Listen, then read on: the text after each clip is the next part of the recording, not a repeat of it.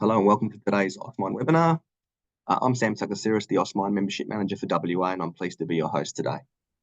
Before we begin, I'd just like to acknowledge that I'm hosting this webinar from the lands of the Whadjuk Noongar people. I also acknowledge the traditional custodians of the various lands on which we all meet today. This webinar, I'm joined by Accenture's Bernd Elser, the Senior Managing Director, Global Lead for Chemicals and Natural Resources, and Ben Gilbertson, ANZ Strategy Lead. Bernd and Ben will be sharing their insights with us today on the billion-dollar blind spot. Dr. Elser leads the Global Natural Resources Practice and Global Chemicals Practice at Accenture. He manages a team of strategy, function, technology, industry, and engineering professionals as they assist organisations to innovate, digitise, automate, generate growth, and build resilience. With more than 20 years of experience, Bernd has helped companies across the chemicals, mining, metals, forest products, and building material sectors address their most challenging issues and extract value at the intersection of business and technology. Ben has over 20 years consulting experience leading large-scale transformations across diverse sectors. These transformations are typically undertaken when organisations are facing discontinuity, be that due to competitive, customer, regulatory, or technology disruption. The transformation effort typically involves developing and clarifying strategy and aligning the operating model, resetting cost structure and driving operational efficiency, and building required capabilities for success. This is achieved by drawing together diverse functional capabilities and industry experience. He holds an MBA from Columbia Business School and a Bachelor of Engineering Honours in Chemistry and Bachelor of Com from the University of Melbourne. In this webinar, Bernd and Ben will talk about Accenture's latest research revealing significant production predictability issues within the mining industry and exploring the stark reality that missing forecasted production is not an exception. While many mining companies miss their targets, the issue is significantly worse in the Australian market, with annual demand for rare earth minerals projected to grow by 2.5 times by 2030. These production misses pose problems in that they are missed profits, but also from a broader view as a threat to an effective net zero transition. Following the presentation, there will be time for audience Q&A. You can use the Q&A button at the bottom of your screen to send through your questions at any time during the presentation. I'll take care of those asking those questions at the end of the presentation. You can also upvote on other questions that you most want answered. So without further ado, I'd like to now hand over to Bernd and Ben. Welcome, gents. Thanks a lot, Sam, for the kind introduction, and thanks a lot to the participants for joining us. In the next couple of minutes, we will briefly show the expected supply growth across all relevant minerals, and then basically take a closer look at the production predictability. That means the forecasts which are delivered to stock markets, to investors, and the actual performance against these forecasts. Before then, Ben will take a closer look at the root causes of deviations and also ends with a couple of interventions which may help to bring forecast and actual performance closer to each other. So let me get started. So I think across all minerals, copper, cobalt, nickel, lithium, we know all these minerals are required for net zero transition, electrification, etc. And the demand for the expected demand growth is significant. And we are not talking about long timelines. We're talking about the expected demand growth until 2030. If you look at that, copper expected to grow between 20 and 40%, cobalt up to factor 3 increase, also nickel and lithium. So overall, a significant demand growth.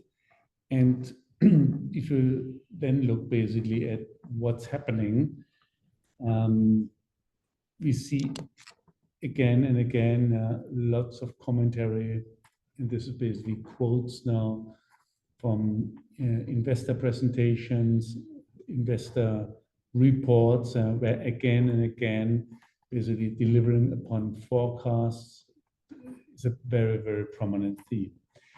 So on the one hand, you see that investors and stock market analysts pinpoint at the missed guidance, and on the other hand, in the Q&A sessions with investors, mining companies, CEOs, CFO spend quite a bit of time explaining the root causes of the deviations. And we set out to take a closer look at that phenomenon. So we looked at 4 years data between 2020 and 2023. We looked at more than 320 individual announcements. Typically, forecasts are communicated on mine level, which led us basically to more than 320 data points covering iron ore, copper, gold, coal, zinc, and nickel. And in the end, we looked at 12 leading mining companies and more than 89 individual mines. And to share a couple of results on that, if you look at that, what you see here is basically the different ore types at the top, and then first row is the average miss. That means all iron ore mines over the last 5 years missed their production forecasts on average by 1%. Coal showed misses of -4%, copper -6%, nickel -11%, zinc -9%, and gold -6%. What is interesting to see, this is the average. But what is striking to see that again and again, you see significant maximum misses up to 80% for copper, 95% for zinc, so that the accumulated miss amounts to a significant value. If you now look a bit more closely at what that means, I think this is now basically a summary of all the data points, where you see basically for different regions, left-hand side North America, then South America, Africa, and on the right-hand side, you see the mines in Australia. You see significant bandwidths where the actual performance deviated significantly from the forecasted performance. The individual signs, the round one is iron ore. What might be specifically relevant for us here is basically the diamond-shaped symbol is basically representing copper. And what you see, if you're focused now on the right-hand side, for Australia, you see, first of all, a significant spread. You see, even in Australia, misses of up to 50%, and a huge spread looking at the difference between forecasted and actual performance. That means there's a significant difference between the forecasted production and the actual production. And we looked at whenever there's a bandwidth, we looked at basically the medium range of that bandwidth, but you can see a huge spread. And obviously that spread comes with a significant financial impact. So if you look at that more closely, so the average miss in coal leads to a missed value, and that means missed revenue of close to 19 billion. For iron ore, more than 13 billion. For copper, also in the range of 13 billion. So that means it's not only missed production, it's missed revenue, it's missed profitability, etc. So if you look at that from a global level, in the last 4 years, the 12 leading mining companies missed close to 60 billion of missed revenues, which is a substantial amount. And let me now hand over to Ben to give a closer look at the root causes and potential interventions. Thanks, Bernd, and fantastic to be with everyone. It's a great opportunity, I think, and very excited to be able to share I guess, some perspectives around this, because as Bernd described, there's a pretty significant amount of value that theoretically has been left on the table, if you like, from a number of our clients. And this is not an uncommon issue that we get brought in to address, which is how do we ensure that our operations are reaching their full potential, or at least the opportunity that we see in front of us. And it's not hard to imagine, as the demand grows, as Bernd described earlier, as that demand grows, that sort of missed value will also grow.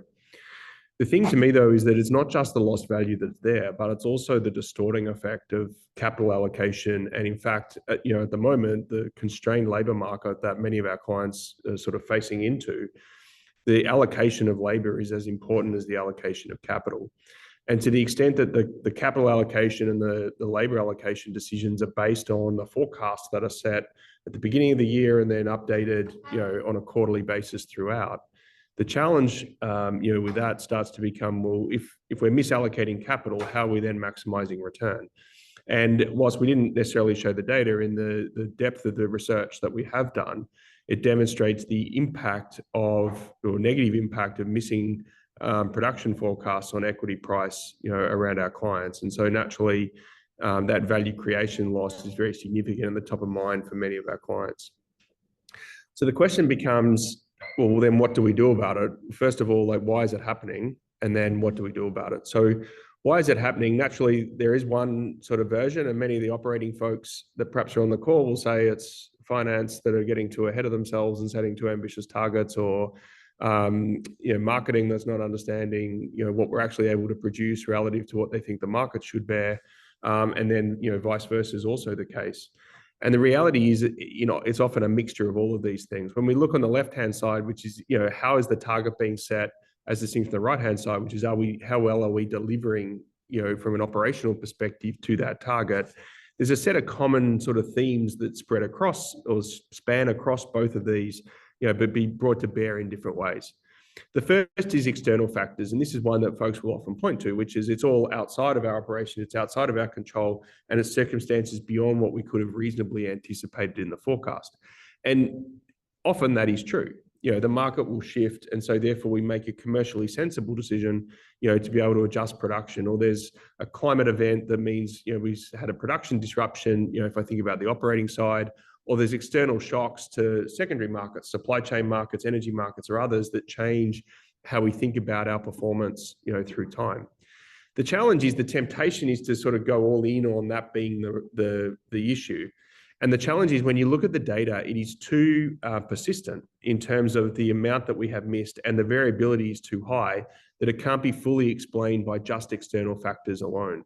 And in fact, by and large, it's vastly described by the other factors, which is the inherent conditions that we face, which is we don't have perfect, let alone reasonably good understanding of the geology that we're facing into, either in the way that we think about reserves or the way that we think about or face into the ore quality when it sort of comes time to extract it.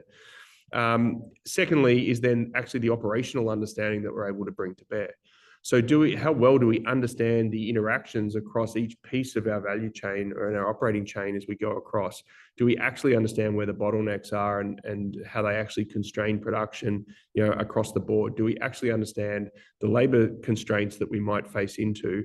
And perhaps significantly, where we're doing a huge amount of work at the moment is around the sort of factor around unplanned downtime and the asset management approach, and how we can elevate our asset management approaches so that we can get our assets operating, far more often, far more productively. The last factor that sort of spans across, which is the forecasting accuracy and the translation of that to operating accuracy. And this is where we start to see the quality of the data, that many of our clients have is not where it needs to be to inform accurate forecasts or reliable forecasts. And that same lack of reliability in the data that informs the forecast also informs operating decisions. And so there's a fair bit of focus that we have at the moment around addressing that data architecture and that data, the quality of the data that's being used for decision making. Equally, often plans are driven top down and operations are driven bottom up. And the inability or the reluctance many clients have, or the challenge of actually joining that top down, our aspiration of what we see in the market given anticipated demand growth, versus the operational reality of bringing that to bear, and the translation of that into our operating plans is often another gap that leads to a misalignment as you sort of get through the year and the realization, of those plans. The final piece is then the capability and the robustness of the actual modeling and the forecasting. And we've seen significant evolution in that, through machine learning and other techniques. AI is sort of the topic of the day, but that has been stretching for a period of time to increase the sophistication of the modeling and the forecasting that we have, and we'll talk about that further in a minute.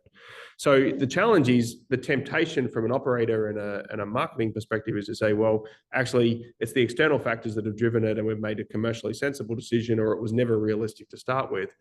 The reality is that the persistence in the data and the scale of the misses and the variability, as Bernd described, says that is part of the issue, but it's not the sole issue. And actually driving that commercial availability and also the operational reliability, particularly on the right-hand side of this equation, is sort of where a lot of our focus is. So then the question of, well, once we can sort of get our heads around what's driving it, and it's important for most clients to actually start with that question about what's driving it, because that then drives the remedy or determines the remedy that we then put in place, to try to address it. The first thing I'd say about how we address it is it needs to be an end-to-end understanding. Many clients will optimize their processing, or they'll optimize logistics, or they'll optimize another element in the chain without connecting it up. And we've seen in perhaps some of the more continuous industries, sectors such as chemicals and steel and others, we've seen a much more deliberate attempt to join end-to-end the sort of production chain, if you like, to understand the relative impacts across that chain, and to join up operational decisions, across the board. The important piece to start with is actually to bring the information flows, together. So understanding what is the data, and I talked about the data quality just before, but what is the data quality? What is the specific pieces of data that we need at each point in the chain? And then critically, what are the feedback loops that we want to bring in? Now, in more sophisticated versions, I've seen direct linkages into market models and understanding, global supply demand balances and other factors that come in. Those models are evolving. That is a step that you can see coming down the track. But critically getting those feedback loops, particularly feeding into the mine plan as the critical sort of driver of those operational choices, starts to become pretty fundamental.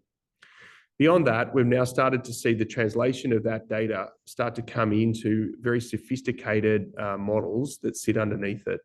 And the evolution of the AI-based mine optimization is not just for planning, is the point that I would make here, which is it draws in each of the individual elements of the data and the historical, and you sort of get a machine learning and a sort of realistic read on the operational performance of the assets. It then needs to feed back into the operating decisions and operating choices. And we're seeing much shorter feedback loops in terms of deviation from expected production, and those shorter feedback loops getting much more action much faster, in operations activities to actually bring us back to our target production level, over time. So in reality, we need both to get the data sort of piece sorted, but then marry that with a pretty sophisticated model that continues to tune over time and learns from those feedback loops and learns the sort of particular characteristics of the assets that we have in place.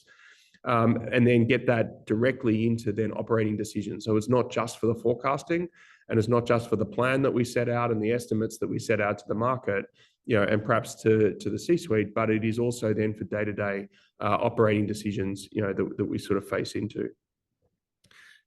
The thing is that it's not then just about the model. And so often when we work with clients, we sort of work across a spectrum of issues that come to bear. And I will pause a fair bit on this because it's actually somewhat fascinating that actually starting with the organization and understanding what are those end-to-end roles, who has end-to-end responsibility for pulling the production chain together.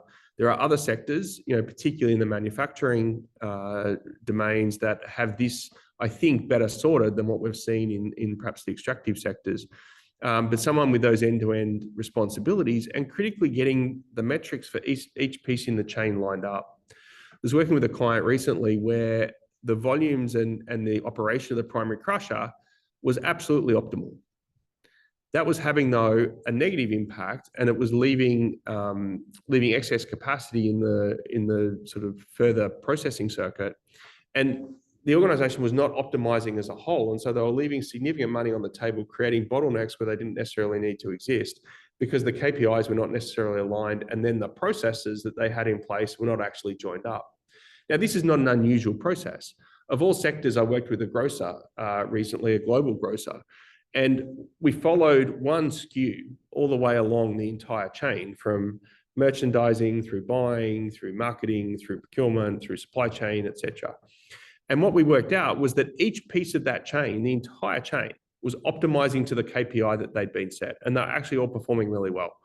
It's just that they were not collectively optimizing the whole. They did not have anyone with that end-to-end responsibility. They did not have the KPIs and the decision rights lined up for someone to have that, sort of lining up end-to-end. They didn't necessarily have the capabilities in place to understand how to use the models and the data that they did have to actually make that happen. And then to the point around processes, the workflows and the information flows that connected them together were not there to enable them to make those joined up decisions. And that's true not just in the retailer that I described, but also in the miner that I have recently been working with, where that was also the case. We're making a suboptimal macro decision, but optimizing locally. And that is, I think, a lot of the value that can come from putting in a joined up end-to-end model that draws in from the breadth of the data, of the operations, but then links that in an end-to-end sense and sort of almost takes the decision-making to some extent out of the hands of folks that are optimizing just for their local area.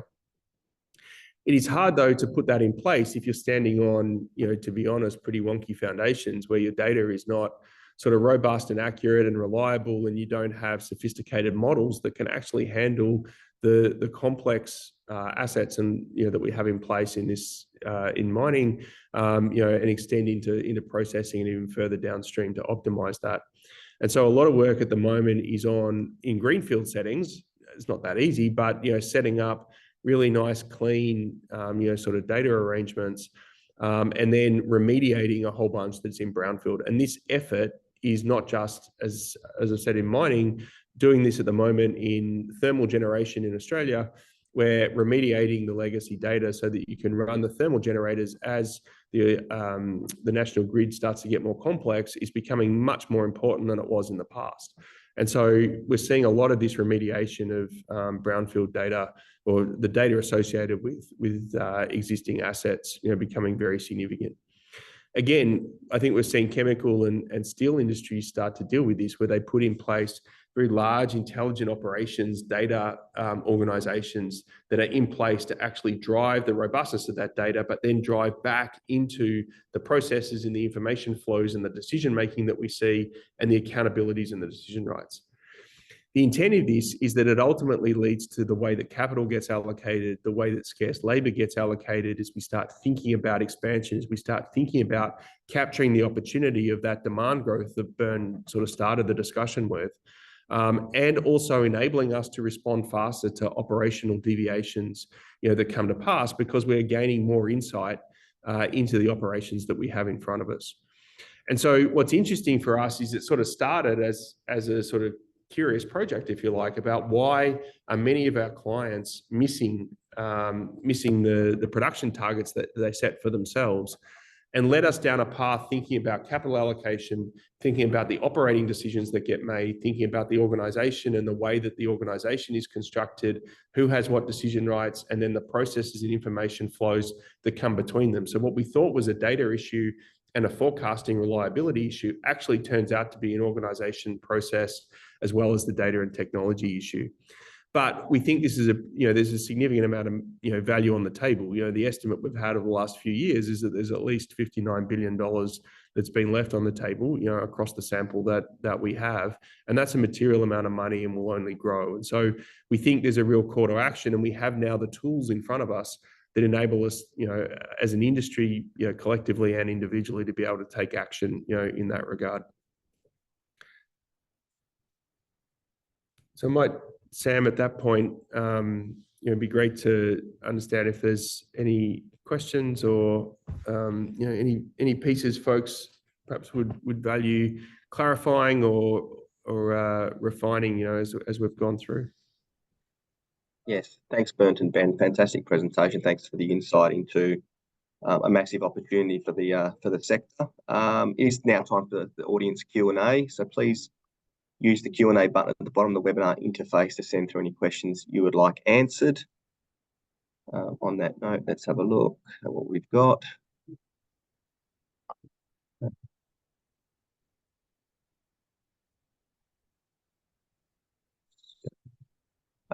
What's the best way to get started? And either of you gentlemen can answer this one. Yeah, look, I think the first starting point is kind of what I alluded to, I think, when I picked up the baton from Bernd, is to actually understand what's driving, a bunch of that deviation. How do I start by understanding those root causes, if you like, about what's driving it, to know sort of where to start? I think that has two pieces to it. The first is, is it external factors that have driven that deviation? Is it some of the inherent factors around our understanding of the geology? Is it our operating understanding? Is it the sort of modeling and analytic and forecasting capability that we've got? I think you need to marry that with the three elements that are on the slide that we've still got up, which is, to what extent, we may well have great data or we may well have great models, but if our organization isn't set up in the right way to make that happen. So there's the other axis, if you like, of understanding in terms of what's driving, some of that behavior. So that is the piece that is to start. I think there's also a little about setting the ambition, about how broad do we want to set the ambition, to what boundary are we going to sort of draw around the organization to which we're trying to get the forecasting right, and the range of factors that we want to incorporate. Many clients, sort of take one or two paths. They get over ambitious and try to model not quite the whole world, but a fair bit of it, to try to get the most sophisticated model they can. Others will start with something much smaller and sort of build out across the chain over time to try to improve and enhance what they've done. Often we've found the second is a better way to start taking action, rather than trying to build the perfect model and sort of solve the whole system. I know, Bernd, you may have seen from other geographies and systems. So maybe let me just add a couple of things. Typically, how to get started: look at the biggest deviations of the last couple of years, and differentiating between, is the target wrong, or basically how was the target set? Was it validated with operative data? Do we have financial data which can be backed up with the number of trucks, number of drills, number of processing capacity, etc.? I think that's the first point. The second point is then looking at the operative performance, unplanned downtime, the usual starting point. External factors are easy to blame, but typically there's more to that. The number of deviations and the size, it's not all external factors. And even if it's external factors, and they're reoccurring, then probably it requires a change in the target setting and the financial planning. Maybe let's keep it at that level. Thank you, gents. The next question is, the data that's generated is for the period 2020 to 2023, and it shows significant missed targets. Is this a new occurrence, or has the industry always undershot on targets? It's a good question. I mean, we went back selectively. So what impressed us is, in the last, whether you look at 4, 5, 6, 7, or 8 year data, you struggle to find basically a change in that pattern. So consistently, you may interpret it that as the financial target was set to a level where the operative performance could not deliver. So it's not a new phenomenon. It's pretty consistent. From our perspective, indicating a structural issue between target setting and operative performance. Thank you, Bernd. Next question is, how can we address the forecasted variability and liken it with the sales plan? Yes, that's an important question. And that's where I think some of the levers that are here, if you like, the organization sort of piece, which is who has end-to-end responsibility to join up that chain, like the silos that you end up between sales and marketing versus operations. I will remember many, many years ago, even at organizations that you would think would be, well versed in that again, this is a long time ago, so we don't normally name clients, but this is probably outside the statute. But like at Toyota 10 years ago, you sort of walked in thinking if anyone had supply chain and the marrying together of operations and sales and marketing, it would be Toyota. But they still faced that same tension and challenge that we're describing here and that the question alludes to. I think that does come back very much to the organization. And I think then the trust in the data and the modeling that gets done. I think once you sort of hand yourself over to the idea that we are going to model, and use AI and ML models to actually drive the insight we have about the operations and marry that with a market understanding, you need to build some trust and the accountability in that. And so hence why we sort of drew out the three elements, the three pillars, if you like, that are here. But that is a perennial question. It's not just our sector that worries about that. There are many. And again, it sort of, in my mind, comes back to that organization, decision rights and the trust in the data, pretty fundamentally. Thanks, Ben. Next question. Among the root cause on the delivery performance side, are some significantly more problematic than others? Maybe let me take a shot at that. So, I mean, there are two things. Obviously, the external factors typically linked to significant capital expenditures. Think about hurricanes, flooding, etc. Of course, you can build the infrastructure to protect against that. But in the end, it's massive investments, massive changes to current operations. So I think this is definitely one point which is problematic. The other one is, from our experience, very often the unplanned downtime. Unplanned downtime across the value chain. And last but not least, linked to that, basically simply the phenomenon of dynamic bottlenecks. Even if you fix one item in the value chain, very often you've got, again, bottlenecks. And this is not a static phenomenon. Depending on how you operate, depending on how hard you push your assets, you've got dynamic bottlenecks. Which sometimes pop up rather in the mine operations, sometimes in logistics, then moving on to processing. I think that typically requires a very, very sophisticated investment and load balancing to make sure that the overall value chain end-to-end is optimized. Thank you, Bernd. Next question. Looking at your slide with the map, it seems iron ore in Australia is leading in processes, especially against coal. What can we learn from that? I think that's a very interesting point. What can you learn? Even though I would still calibrate it a bit before jumping to conclusions, we know that basically the ore content and the actual mining operations differs between ores. So I wouldn't say basically it's easy to transfer one to the other. Predictability, ore content, etc. may differ, but it's definitely the right thing. Also looking at mines in similar regions where one is deviating more than the other. I think there's a lot to learn by running lessons learned sessions, looking at mines, comparable ore types, comparable locations, and setting that up. Our impression is that there's still a huge opportunity to do that with a lot more dedication and a lot more time investment. Not only capturing the root causes, but then also running the training sessions to make sure that a lesson is converted into a lessons learned. Thank you. How do we educate upstream people that the targets really need an accuracy scope plus or minus 10%? To account for the inherent accuracy of the geo/mine models? And then it'd be interesting to learn from the other sectors, particularly chemicals. I think this goes to the capability sort of piece, which is in the organisation sort of end of that spectrum. I think there's a need to understand how accurate and reliable can we sort of make make any of the forecasts given the geological uncertainty that we face into, if I understood the question correctly. And so I think that sort of echoes a little bit the the marrying together discussion we had a few minutes ago on, the sales and marketing end of the spectrum relative to the operations end, let alone the more exploration geological end.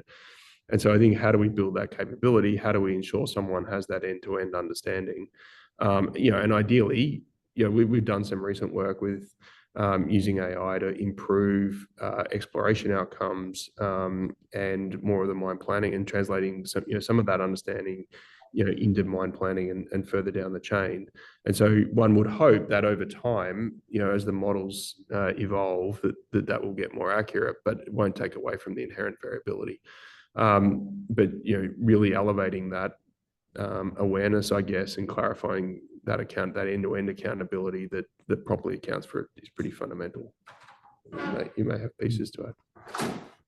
I think it's exactly basically Ben as you described. It's the education which involves always has to be cross-functional. It doesn't make sense to point one way or the other.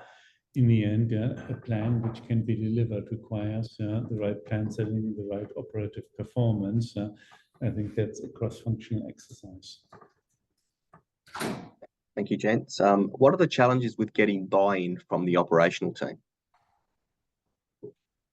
I think I like these questions. One is pointing at basically at the operational team, the other basically at the planning team. As said, I think we are exactly experiencing basically that we need a cross-functional approach. That it's not basically neither planning nor operations. It has to be both.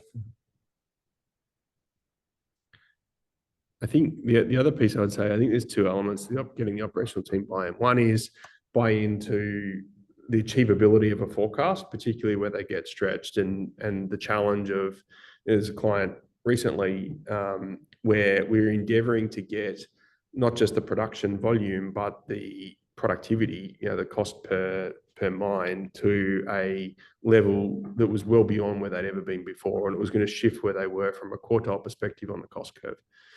And building the confidence that you could sort of take the operations where they'd never been before was a fair part of that challenge. And so that takes a bunch of time. The companion piece to that is challenging how those assets have always been run. You often have folks that have been running these assets for a very long time, built great familiarity with them, sort of understand their individual idiosyncrasies, if you like, and how to think to tune it. And when the models start, as we talked about, so the feedback loop into getting operations much tighter. So as soon as you start to see deviations getting much tighter on the suggested action, to the extent that that is different to the practices that have been there in the past, that is often where the challenge comes, because it feels counterintuitive.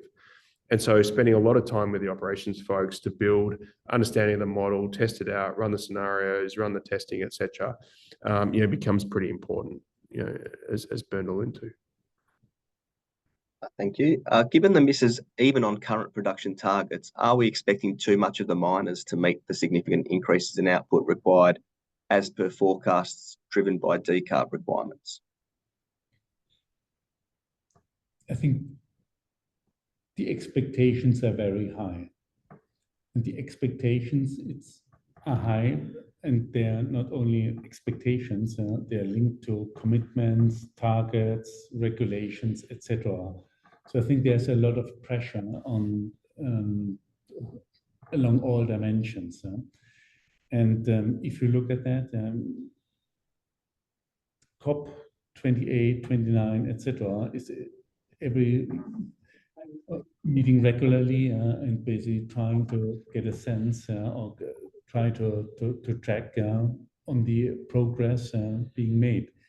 And I think that leads us to all these expectations and targets, 2040, 2050 commitments from your customers, from governments, etc. So I think there's definitely a lot of expectations in the room. Whether it's too much, pretty hard to say. But at least I would say there's lots of expectations, etc. And if we think as a human mankind, we need to achieve net zero, I think there's a lot of delivery and performance which is required to make that actually happen. Thank you. Next question. According to the slide on comparison with Australia v. Africa, North and South America, the Australian iron ore industry is about the best performer with the least amount of variance against delivering against forecast. Can you talk about that and the lessons we can learn? Yeah, I think that was probably somewhat related to the question that we described before. I think part of the challenge with doing the like-for-like comparison is, one, scale of operations is different. Two, the complexity of the mining method and the ore bodies is different. And equally, I think the markets that they face into and the volatility or stability of both the customer base and the global supply-demand balance looks a bit different. So I think it's hard, therefore, to necessarily point to singular lessons. But I think if we look not just across this, but across a number of metrics, the iron ore sector has been reasonably reliable over an extended period of time. And so the practices and processes and managing sort of multi-site, etc. as well. I think there's sort of lessons to take from it. Thanks, Ben. Next question. The concept of stochastic forecasting has often been met with blank faces in my experience and a real lack of desire to act. Do you think the mining industry is ready for such a total shift in mindset? My humble opinion is yes, because if you look at that, the time and pressure you get from investors, from shareholders on actual performance, I think there's a big pressure to also think of new ways, new tools to bring forecasting and actual performance closer together. And if you look at other industries, oil and gas, very similar challenges, geophysics, geological challenges, but nevertheless, they manage to apply data, AI, machine learning to a larger extent than what the current deployment in the mining sector is. So I think there's definitely a huge opportunity to do that.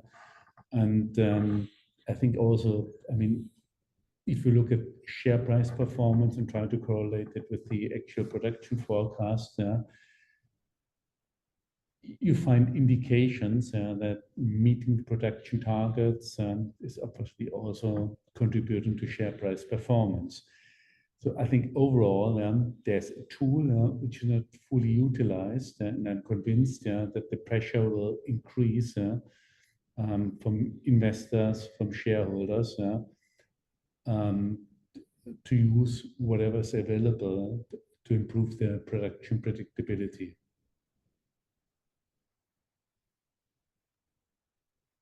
All right, that seems to be all the questions, and we're just about out of time anyway. I'd like to give a big thank you to Bernd and Ben for sharing their experience with us today. A recording of this webinar will be circulated to all those who registered and will also be available on the Osmind website and our YouTube channel as well. If you have any further specific questions for the presenters, please contact us here at Osmind and we will put you in touch directly. Thank you to everyone who attended, and we look forward to seeing you at another Osmind event in the future.